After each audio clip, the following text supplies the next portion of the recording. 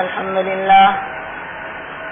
لله الذي زين سورة الإنسان بحسن تقويمه وتقديره وحرسه من الزيادة والنقصان في شكله ومقديره وفوض تحسين الأخلاق إلى اجتهاد العبد وتشميره واستحثه على تهذيبه بتخويفه وتحذيره وأشهد أن لا إله إلا الله وحده لا شريك له هو الأول والآخر والظاهر والباطن وهو بكل شيء عليم هو الله الذي لا إله إلا هو عالم الغيب والشهادة هو الرحمن الرحيم هو الله الذي لا إله إلا هو الملك القدوس السلام المؤمن المهيمن العزيز الجبار المتكبر سبحان الله عما يشركون هو الله الخالق البارئ المصور له الأسماء الحسنى يسبح له ما في السماوات والأرض وهو العزيز الحكيم وهو الذي أحياكم ثم يميتكم ثم يحييكم وهو الله لا إله إلا هو له الحمد في الأولى والآخرة وله الحكم وإليه ترجعون وأشهد أن سيدي محمدا ابن عبد الله الهاشمي الذي عبد الله ورسوله أرسله كافة للناس بالحق بشيرا ونذيرا وداعيا إلى الله بإذنه وسراجا منيرا. ساری تعریف، ساری حمد و ثنا، ساری بڑائی، ساری کبریائی اسی مالک کے لیے، اسی ایشور کے لیے، اسی خدا کے لیے، اسی رب کے لیے جو اپنے آپ میں اکیلا، اپنے کمال میں اکیلا، اپنے ادھیکار میں اکیلا، اس کا کوئی پارٹنر نہیں، اس کا کوئی ایسوسیٹ نہیں، اس کا کوئی ہمسر نہیں. اسی سے ہم مغفرت مانگتے ہیں ہمارے گناہوں کی، اسی پر ہمارا ایمان ہے، اسی پر ہم توکل کرتے ہیں، اسی پر ہم بھروسہ کرتے ہیں. تعریف اور توصیف بیان کرتے ہیں اسی مالک کی جس نے اس سنسار کو پیدا کیا، جو اس سنسار کو سسٹین کر رہا ہے، اس سنسار کا پالن پوشن کر رہا ہے، ہر مخلوق کی ضرورتوں کو مسلسل اور بغیر کسی پاؤز کے، بغیر کسی وقفے کے سپلائی کر رہا ہے. اگر کوئی مخلوق وجود میں ہے، زندہ ہے، تو یہ اس بات کی دلیل ہے کہ اسے اس کے رب نے ہی پیدا کیا اور اسے سسٹین بھی کر رہا ہے. ان ساری چیزوں کا اعتراف کرتے ہوئے ہم گواہی دیں کہ اس سنسار کا مالک ایک اکیلا رب وحدہ لا شریک ہے. وہ ہمیشہ اپنی حیات پر قائم، ہر زمانے پر محیط، ہر جگہ حاضر، ہر موقع کا گواہ. اس کو کوئی دھوکہ نہ دے سکے، اس سے چھپ کر کوئی کام نہ کیا جا سکے. یعلم خائنۃ الاعین وما تخفی الصدور، آنکھوں کی چوری بھی اس کی پکڑ سے باہر نہیں، اور دل میں اٹھنے والے خیالات سے بھی وہ واقف. ہر کریشن سے انتہائی قریب، اس کی ساری حرکتوں پر نظر رکھے ہوئے. اس کے نالج سے کوئی چیز باہر نہیں، اس کی بادشاہت کا کوئی اینڈ نہیں. اس کائنات کی ہر چیز کو فنا ہونا ہے، صرف اور صرف وہی ایک اکیلا مالک جسے کبھی موت نہیں، کبھی زوال نہیں، کبھی تھکن نہیں، کبھی بڑھاپا نہیں. ساری تعریفوں کی ابتدا بھی اسی کو اور ساری تعریفوں کی انتہا بھی اسی کے لیے. ساتھ ہی ساتھ ہم یہ بھی گواہی دیں کہ رسول اکرم حضرت محمد صلی اللہ علیہ وسلم اللہ کے بندے اور آخری رسول ہیں، جن پر ساری کائنات کے مالک نے اپنی آخری کتاب نازل فرمائی، جسے انہوں نے پوری دیانتداری کے ساتھ بغیر کسی کمی بیشی کے حوالے کر دیا. اور ہم سے یہ وعدہ لیا، بلغوا انی ولو آیا، ایک آیت بھی اگر مجھ سے سنی ہو تو اسے دوسروں تک پہنچا دو. ایمان والوں کو خطاب کرتے ہوئے رب تعالیٰ نے سورہ آل عمران کی 164 نمبر کی آیت میں فرمایا، لقد من اللہ علی المؤمنین اذ بعث فیہم رسولا من انفسہم یتلو علیہم آیاتہ ویزکیہم ویعلمہم الکتاب والحکمہ وَإِن كَانُوا مِن قَبْلُ لَفِي ضَلَالٍ مُبِينٍ. انڈیڈ احسان کیا اللہ نے ایمان والوں پر جب مبعوث فرمایا، اپوائنٹ کیا انسانیت میں ایک ایسا رسول جو نسل انسانی ہی سے، جو پڑھ پڑھ کر سنائے انہیں اللہ کی آسمان سے اتاری ہوئی آیتیں، اور پیوریفائی کرتا ہے انہیں اور ایجوکیشن دیتا ہے انہیں الکتاب اور الحکمت کی. اور اگرچہ انسانیت اس سے پہلے گمراہی میں بھٹک رہی تھی. کیا شان ہے نبی اکرم صلی اللہ علیہ وسلم کی اللہ کی نورانی اور ہدایت سے بھرپور کتاب میں کون سے احسانات گنائے ہیں اللہ رب العالمین نے، جو اس نے عالم انسانیت پر حضور اکرم صلی اللہ علیہ وسلم کے ذریعے فرمایا۔ ابد الآباد والی زندگی کی کامیابی کا فارمولہ ہمیں ہمارے رب نے عطا فرمایا کہ حضرت صلی اللہ علیہ وسلم پر نازل کی گئی الکتاب سے اپنا رشتہ جوڑ کر اپنے باطل اور فرسودہ خیالات سے باہر آ کر اندھیروں سے نور کی طرف زندگی کے سفر کا آغاز کریں۔ ہم اللہ کے انگنت مخلوق میں سے ایک مخلوق ہیں، ہم بنی آدم ہیں، ہم انسان ہیں، اور ہمارے لیے اللہ رب العالمین نے آپ صلی اللہ علیہ وسلم کو نبی اور رسول بنا کر مبعوث فرمایا، جن پر ہم ہمارے رب کا جتنا بھی شکر ادا کرے کم ہے۔ سلامتی اور امن کا پیغام ہمارے اور سارے سنسار کے سوامی نے جن پر اتارا، ان کی عظیم پرسنالٹی، بلند اخلاق اور ان کی تعلیمات کو سمجھنے کے لیے ہم اسی کتاب کی طرف رجوع کرتے ہیں کہ جس کتاب کو رسول کریم صلی اللہ علیہ وسلم نے دنیا کے سامنے پیش کیا۔ لیکن حیرت کی بات یہ ہے کہ یہ کتاب ان کی خود کی نہیں، انہوں نے اس کتاب سے پہلے کوئی اور کتاب پڑھی بھی نہیں تھی۔ یہ بات بھی ہمیں وہی کتاب بتاتی ہے جسے پروفیٹ محمد صلی اللہ علیہ وسلم نے ساری دنیا کو پیش کیا، اور یہ کہہ کر پیش کیا کہ یہ کتاب میری نہیں بلکہ اے انسانوں تمہارے اپنے ہی پیدا کرنے والے رب کی کتاب ہے جو آکاش سے مجھ پر اتاری گئی ہے۔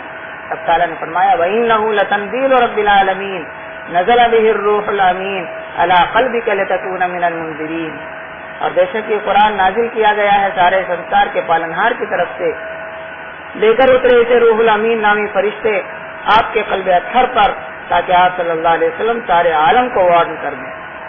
آپ صلی اللہ علیہ وسلم میں بچپن ہی سے اعلیٰ درجے کی خوبیاں اور اوصاف موجود تھے، مثلا حسن اخلاق، بردباری، عفو درگزر، سخاوت و فیاضی، ہمدردی، دوسروں کے کام آنا اور یتیموں محتاجوں کی ہر ممکن مدد کرنا، بیماروں کی بیمار پرسی، خواہ وہ کسی مذہب سے بھی تعلق رکھتا ہو۔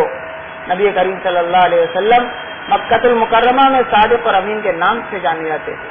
نبوت حاصل ہونے سے پہلے ہی آپ صلی اللہ علیہ وسلم کی صداقت، سچائی، دیانتداری اور صالح اور اعلیٰ اخلاق کے چرچے اور خاص و عام کی زبان پر تھے۔ نبوت سے قبل بھی دوسروں کے ساتھ ہمدردی، غمگساری اور دوسروں کے کام آنے کے جذبات و معاملات نبی کریم صلی اللہ علیہ وسلم کی زندگی میں نمایاں نظر آتے تھے۔ آپ صلی اللہ علیہ وسلم کی سیرت کو سمجھنے کے لیے ہمیں اس آیت پر بھی جانا ہوگا جس میں ساری کائنات کے خالق و مالک نے ارشاد فرمایا وَمَا أَرْسَلْنَاكَ إِلَّا رَحْمَةً لِّلْعَالَمِينَ، اور محمد صلی اللہ علیہ وسلم ہم نے آپ کو سارے سنسار کے لیے، ساری دنیا اور کائنات کے لیے رحمت بنا کر دی۔ آپ صلی اللہ علیہ وسلم صرف انسانوں کے لیے ہی رحمت بنا کر مبعوث نہیں کیے گئے بلکہ انس و جن، دوست و دشمن، مومن اور غیر مومن، چرند و پرند، حیوانات اور نباتات اور ماحولیات، گویا کہ ساری مخلوق کے لیے آپ کی ذات رحمت ہی رحمت ہے۔ کسی بھی معاملے میں، کسی بھی کام میں، کسی بھی فیصلے میں رحمت کا پہلو ہی نظر آتا ہے۔ آج ہم دعویٰ تو کرتے ہیں کہ عاشق رسول ہیں، رسول پاک صلی اللہ علیہ وسلم سے محبت کرتے ہیں، اور ہمارے اعمال، ہمارے کردار سیرت رسول صلی اللہ علیہ وسلم کے بالکل برخلاف۔ کیا یہ عاشق رسول کا کام ہو سکتا ہے جو آج ہم کر رہے ہیں؟ آج ہماری مسلم قوم جن پریشانیوں سے گزر رہی ہے، یہ پریشانیاں ہماری خود کی پیدا کرتا ہے۔ ہمارے رب کے حکم کو تو ہم نے پیچھے ڈال ہی دیا، ملک کے رول اینڈ ریگولیشن سے بھی ہم نے کھلواڑ کیا، بہت سارے رولز کو ہم نے توڑا۔ ان میں سے ایک ہے ٹریفک سسٹم۔ آج ٹریفک ان کنٹرول کی وجہ سے سارے انسان پریشان، ہر انسان گالیاں دے رہا ہے دوسروں کو اور خود بھی وہی کرتا ہے۔ اس سلسلے میں محکمہ ٹریفک کی کیا ذمہ داریاں ہیں وہ تو وہ خود پوری کریں گے، یہ تو ان کی ڈیوٹی ہے، لیکن مجھے ایک مسلم ہونے کی وجہ سے ہمارے لیے کیا ذمہ داریاں ہیں اس کو بھی ہم سمجھنے کی کوشش کریں۔ سورہ لقمان میں رب تعالیٰ نے ارشاد فرمایا وَلَا تَمْشِ فِي الْأَرْضِ مَرَحًا إِنَّ اللَّهَ لَا يُحِبُّ كُلَّ مُخْتَالٍ فَخُورٍ وَاقْصِدْ فِي مَشْيِكَ وَاغْضُضْ مِنْ صَوْتِكَ إِنَّ أَنكَرَ الْأَصْوَاتِ لَصَوْتُ الْحَمِيرِ، اور دھرتی پر اتراتے ہوئے مت چل، بے شک اللہ گھمنڈی کو اور ڈینگے مارنے والوں کو پسند نہیں کرتا۔ اپنی چال میں نرمی اور سنتولن بنائے رکھنا اور اپنی آواز کو نرم اور سافٹ رکھنا، بے شک سب سے بری اور بدترین آواز گدھے کی آواز ہوتی ہے۔ آج ہم اپنا محاسبہ کریں، اپنے اعمال کی طرف نظر کریں، ہم اپنی ذات سے دوسروں کو کتنی تکلیف دیتے ہیں، جبکہ قرآن اور حدیث دونوں میں ہمیں اس سے منع کیا گیا ہے۔ صاحب ترمذی نے نبی کریم صلی اللہ علیہ وسلم سے ایک روایت نقل کیا ہے عن ابن عمر رضی اللہ عنہ ان رسول اللہ صلی اللہ علیہ وسلم نہا ان یصلی فی 7 مواطن فی المزبلۃ والمسجرۃ والمقبرۃ وقارعۃ الطریق وفی الحمام وفی معاطن الابل وفوق ظہر بیت اللہ او کما قال علیہ الصلوۃ والسلام۔ حضرت ابن عمر رضی اللہ عنہ روایت کرتے ہیں کہ رسول صلی اللہ علیہ وسلم نے 7 مقامات پر نماز جیسی عبادت سے منع فرمایا ہے۔ نمبر 1 گندگی پھینکنے کی جگہ پر، نمبر 2 مذبح ذبح خانے میں، نمبر 3 قبرستان میں، نمبر 4 راستے پر، نمبر 5 غسل کرنے کی جگہ، نمبر 6 جانوروں کو باندھنے کی جگہ، اور نمبر 7 بیت اللہ شریف کے اوپر۔ حدیث شریف میں بتائے گئے مقامات میں سے 6 مقامات ایسے ہیں جہاں کبھی کوئی مسلمان نماز نہیں پڑھتا۔ ہاں، ان میں سے ایک مقام ہے جہاں مسلمان نماز پڑھنے کو اپنا حق سمجھتا ہے، اس پر فخر کرتا ہے، اور وہ ہے الطریق یعنی راستہ۔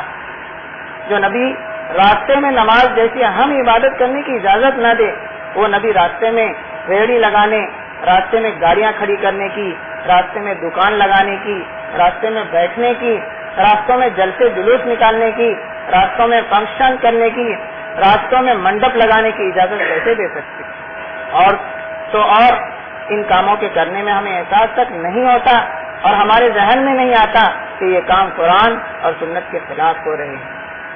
اس لیے ہم سمجھیں کہ راستوں کا غلط استعمال کیا کیا ہوتا ہے۔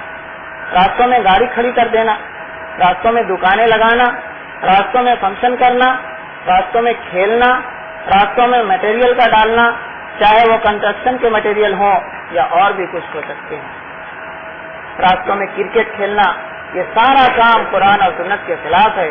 اللہ کے نبی صلی اللہ علیہ وسلم نے فرمایا ایاکم والجلوس علی الطریق، خبردار راستوں میں مت بیٹھنا۔ صحابہ چونک گئے اور عرض کیا یا رسول اللہ صلی اللہ علیہ وسلم، کبھی مجبوری ہوتی ہے بیٹھنے کی؟ آپ صلی اللہ علیہ وسلم نے فرمایا ٹھیک ہے، اگر راستوں میں بیٹھنا ہی مجبوری ہے تو راستوں کا حق ادا کرنا۔ دریافت کیا گیا راستوں کا حق کیا ہے؟ فرمایا گزرنے والوں کے لیے رکاوٹ مت بننا۔ ہم راستے پر گاڑی کھڑی کر کے دکانوں میں بیٹھ جاتے ہیں، وہاں شاپنگ کرتے ہیں، لوگ اگر ہارن بجاتے رہتے ہیں، میں بیچارہ اندر شاپنگ کرتا ہوں، میں سمجھتا ہی نہیں کہ میں دوسروں کے لیے تکلیف کا باعث، ذہن میں سے ہی نکل جاتا ہے کہ یہ کوئی غیر شرعی کام ہو رہا ہے۔ میں نے تو شرعی کام اسے سمجھ رکھا ہے جو گھروں اور مسجدوں میں ہوا کرتا ہے۔ ایسا نہیں ہے، اسلام ایک مکمل دین ہے جو زندگی کے تمام شعبوں کے متعلق مکمل گائیڈ کرنے والا دین ہے۔ اس لیے ہم راستوں کے استعمال سے بچنے کی کوشش کریں، اور جو آدمی جس طرح سے راستوں کا غلط استعمال کر رہا ہے وہ سمجھ لے کہ میں گناہ کر رہا ہوں، مجھے چاہیے کہ میں اپنے آپ کی اصلاح کروں۔ اگر میں گاڑی چلاتا ہوں تو مجھے اس کے قوانین کو فالو کرنا ہوگا۔ اگر میں ٹرانسپورٹ والا ہوں تو اس کے لیے بھی قانون ہے۔ ٹرانسپورٹ کا اصول یہ ہے کہ اسٹاپ ٹو اسٹاپ سواریاں یا سامان پہنچایا جائے، راستے میں کہیں نہ رکے۔ لیکن سواری گاڑی کا حال یہ ہے کہ ہر 10 قدم کے بعد رکتا ہے۔ ہمارے آٹو والے کا حال تو یہ ہے کہ کب کہاں اور کس وقت بریک مار کر سائڈ لے لے کبھی کوئی بتا نہیں سکتا۔ ایسے میں بہت سے حادثات بھی ہو جاتے ہیں، چلنے والوں کو تکلیف ہوتی ہے اور ٹریفک جام ہو جاتا ہے۔ یہ سمجھتا ہی نہیں کہ میں نے وہی گناہ کیا ہے، ہمیں اس کا بالکل احساس نہیں ہے کہ یہ تمام حرکتیں انسانی اخلاق کے خلاف اور ہمیں اس کا حساب بھی دینا ہوگا۔ رب تعالیٰ سے دعا ہے کہ آج جو یہ سنت رسول کے نام پر خرافات ہو رہے ہیں، یہ سنت رسول ہو ہی نہیں سکتی۔ اے اللہ ہمیں ان سے الگ ہی رکھیے، میری اور تمام انسانوں کی مغفرت فرما دیجیے، ہم سے راضی ہو جائیے اور ہم پر اپنی توجہ خاص عطا فرمائیے۔ کتاب اللہ میں نازل شدہ احکامات پر عمل کرنے کی بھی توفیق عطا فرمائیے۔ ہمیں اتنی توفیق دیجیے کہ ہم اپنے اعمال کو آپ کی کتاب کے مطابق ڈھال سکیں، اور ہمیں آخرت کی رسوائی سے بچا لیجیے۔ ہمیں عزت کے ساتھ جنت میں داخل فرمائیے اور جہنم سے ہمیں بچا لیجیے۔ بارک اللہ لنا ولکم فی القرآن العظیم ونفعنا وإیاکم بالآیات والذکر الحکیم انہ تعالی جواد کریم ملک بر رؤوف رحیم۔ اقول قولی ھذا واستغفر اللہ لی ولکم ولسائر المؤمنین فاستغفروہ انہ هو الغفور الرحیم۔ الحمد لله وحده والصلاة والسلام على من لا نبي بعده. أعوذ بالله من الشيطان الرجيم. بسم الله الرحمن الرحيم. إن الله وملائكته يصلون على النبي يا أيها الذين آمنوا صلوا عليه وسلموا تسليما.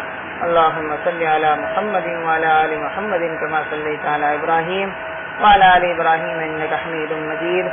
اللهم بارك على محمد وعلى آل محمد كما باركت على إبراهيم وعلى آل إبراهيم إنك حميد مجيد. وصل على جميع الأنبياء والمرسلين وعلى الملائكة المقربين وعلى أصحاب رسول الله صلى الله عليه وسلم وعلى أزواج رسول الله صلى الله عليه وسلم وعلى أهل بيت رسول الله صلى الله عليه وسلم. ربنا إنك أنت السميع العليم. ربنا لا تؤاخذنا إن نسينا واخطأنا. ربنا ولا تحمل علينا إصرا كما حملته على الذين من قبلنا. ربنا ولا تحملنا ما لا طاقة لنا به واعف عنا واغفر لنا وارحمنا أنت مولانا فانصرنا على القوم الكافرين. ربنا فاغفر لنا ذنوبنا وكفر عنا سيئاتنا وتوفنا مع الأبرار. اللهم أرنا الحق حقا وارزقنا اتباعه وأرنا الباطل باطلا وارزقنا اجتنابه. اللهم أرنا الأشياء كما هي.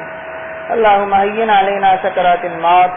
اللهم هين علينا سكرات الموت. اللهم هين علينا سكرات الموت. اللهم أخرجنا من الظلمات إلى النور.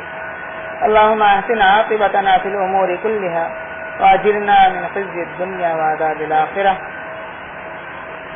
اللهم انصر من نصر دينك الذي جاء به محمد صلى الله عليه وسلم واجعلنا منهم. اللهم أيد الإسلام والمسلمين. اللهم أيد الإسلام والمسلمين. ربنا تقبل منا إنك أنت السميع العليم وتب علينا إنك أنت التواب الرحيم برحمتك يا رب. عباد الله اتقوا الله رحمني ورحمكم الله. إن الله يأمر بالعدل والإحسان وإيتاء ذي القربى وينهى عن الفحشاء والمنكر والبغي يعظكم لعلكم تذكرون. اذكروا الله العلي العظيم يذكركم واشكروه على نعمه يزدكم ولذكر الله أكبر والله